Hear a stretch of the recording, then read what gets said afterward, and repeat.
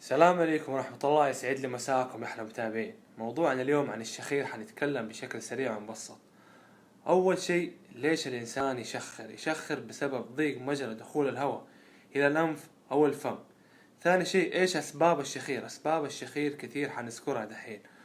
رقم واحد، السمنة سبب رئيسي للشخير. رقم اثنين، التدخين أو المدخنين لأنه يسبب اضطرابات في الجيوب الأنفية. رقم ثلاثة، الإرهاق والتعب. رقم أربعة، قلة الحركة أو عدم وجود لياقة في الجسم. رقم خمسة، الوضع السيء للرأس أثناء النوم، ونفس الشيء مع الحامل. رقم ستة، وجود لحمية تسد مجرى دخول الهواء إلى الأنف والفم. طبعا هذه علاجها بسيط، بتسوي عملية جراحية بسيطة وتنحل المشكلة. المشكلة مو هنا يا أحباب، المشكلة إذا استمر معك الشخير. إيش معناته؟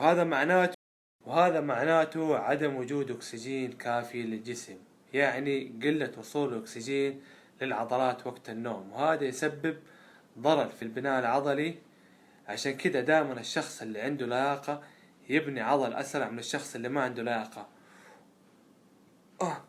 وصداع لما تصحى من النوم، ومشاكل مستقبلية في القلب والرئة.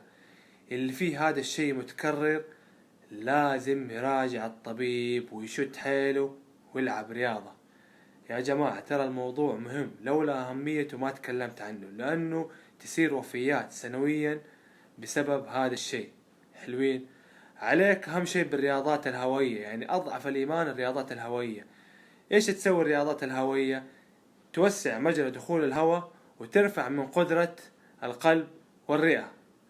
إيش هي الرياضات الهوائية؟ زي المشي، الهرولة، صعود الدرج، كل حصص اللياقة، كل أنواع الرقص، لعبة الكورة، الطائرة، السلة، هذه كلها تعتبر رياضات هوائية.